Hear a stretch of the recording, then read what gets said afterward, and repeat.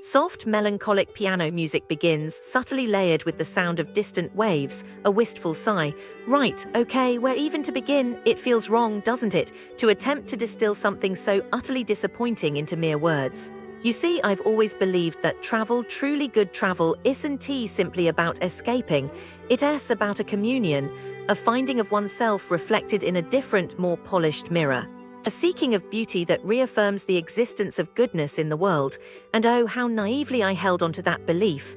Honestly, you think someone raised, as I was, amidst crumbling Soviet brutalism, where chipped paint and the perpetual scent of cabbage were the defining aesthetics, would have a more realistic outlook. But Baba always insisted art and beauty could be found anywhere, even in grey. A delicate chime sound. I wonder, have you ever felt utterly, profoundly swindled? Not in a way that lightens your wallet, though that's irritating enough naturally, but swindled of something far more precious, expectation. The feeling of having had a carefully constructed dream methodically dismantled, piece by aching piece. That, darling, is precisely what Adaaran Select Meedhupparu, Maldives did to me. Music swells slightly, you see, it was supposed to be perfect. A pause, a reset. After finishing my dissertation, a grueling exploration of post-structuralist feminist theory, which, honestly, left me feeling emotionally depleted, I desired nothing more than a calculated dose of tropical escapism. I mean Maldives, turquoise waters, immaculate beaches, a level of seclusion generally reserved for reclusive billionaires and the occasional heartbroken duchess. A small, ironic laugh. My husband, bless his pragmatic heart, handled the booking with an agent. He assured me, darling, assured me, it was a truly exceptional offer. A phrase that I have come to learn is a sophisticated euphemism for prepare to be mildly inconvenienced. Music becomes slightly more urgent. The transfer itself was the first harbinger of doom. I was originally promised a swift, effortless journey, a seaplane, a touch of glamour. What transpired, however, was the logistical equivalent of a fever dream. It started with a domestic flight, casually mentioned a week prior, which they then informed us might take 7 to 8 hours, despite the actual flight time being a mere 35 minutes. And then, darling, then came the boat, a 4-hour excruciatingly slow boat ride. Imagine, if you will, a celestial body, specifically myself, having flown across continents, only to be subjected to an odyssey more suitable for Odysseus himself. Honestly, the audacity. Music becomes subtly dissonant when we finally arrived. I felt less like a pampered guest and more like a castaway, a faded echo of my former beautifully appointed self. And the villa, oh, the villa. It wasn't the picture postcard paradise promised in the brochures. It was tired, very tired. It resided at the very precipice of the island, clinging precariously close to the water villa fence as if desperate to escape. And all those charming rustic touches, more akin to charmingly dilapidated. For my mother, dearest and somewhat frail, the walk to everything, the pool, the restaurant, enlightenment itself was a veritable trial. Honestly, it was offensive. A halt in the music, then a quiet, insistent piano chord, but the physical discomfort, you see, was merely the prelude to a more insidious disappointment, a sort of slow, burning, existential dread. The beach, admittedly, was lovely. But if one desired to swim, to commune with the marine life, to glimpse a shimmering kaleidoscope of coral, one was tragically out of luck. The coral reef was apparently located exclusively in front of the pool, a logistical nightmare.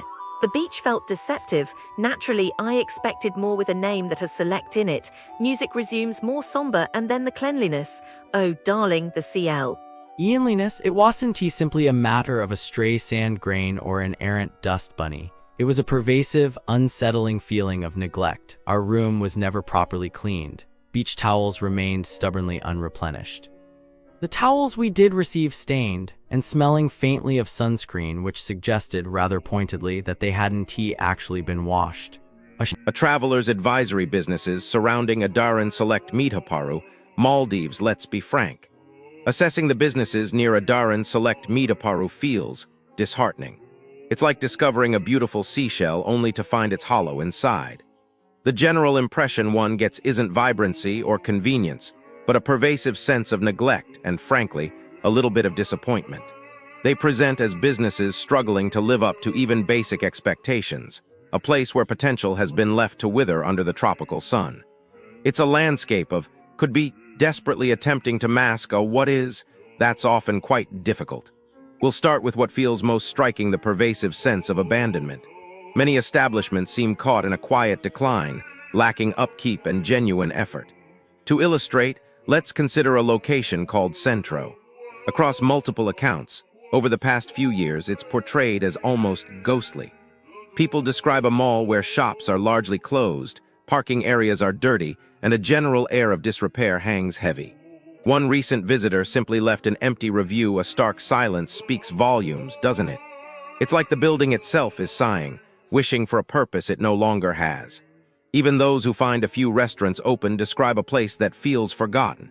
It whispers, or rather, shouts with its emptiness, that this isn't a place for a dynamic shopping or entertainment experience. You might be dreaming of a lively afternoon browsing, but you'll likely find yourself wondering if you've stumbled onto a movie set for a post-apocalyptic film. That sense of fading vibrancy seems to bleed into other similar establishments. Turning to wellness, the experience at Chavana Spa doesn't offer much solace. While the treatments themselves, specifically the hot stone massage, receive some commendation, being delivered by therapists from Bali and Indonesia is a positive. It's overshadowed by complaints of noise and a lack of tranquility. Imagine seeking a peaceful escape only to be serenaded by the sounds of passing foot traffic or a bustling reception. It feels like a cruel paradox, a spa promising relaxation yet delivering a slightly stressful experience. It's as if the ocean's beauty isn't enough to drown out the surrounding chaos.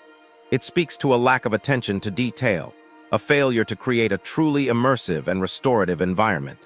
Then we have places aiming for something more elevated, like the Lighthouse Restaurant. The ambition is clear, a fine dining experience, but the execution, well, it falters. There's praise for certain dishes. The lamb and short ribs apparently shine, yet some reports indicate a disconnect between aspiration and reality. One reviewer described salad as not delicious, and a ravioli dish as lacking flavor harmony. And more concerning are accounts of a lax atmosphere. A dress code is advertised, yet patrons apparently show up in anything imaginable: gym shorts, even bathing suits. It feels like a restaurant unsure of its own identity, struggling to maintain standards while simultaneously accommodating anything and everything. Then, there's the matter of noise, the soundtrack of children's iPads dominating the dining space. It's unsettling. It feels like a beautiful space desecrated by a lack of consideration for the overall ambience. Frankly, the description makes my inner perfectionist twitch. Now onto the Coffee Club Mail. This is where my blood pressure subtly begins to rise. Across many reviews, a consistent pattern emerges: shockingly poor service and a frustrating lack of attention to detail. Orders forgotten, excessive wait times. One person waited an hour for an omelet, even finding hair in the food. The complaints read like a horror show of basic catering failures.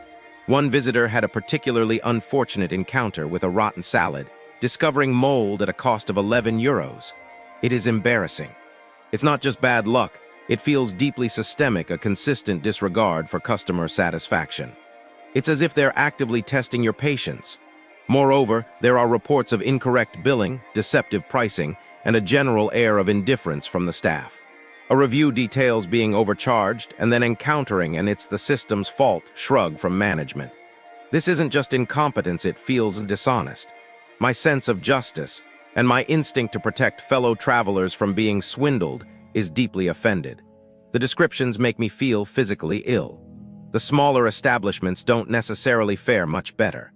Albino Bar, while not attracting a torrent of negativity, receives lukewarm reviews suggesting its atmosphere isn't particularly memorable.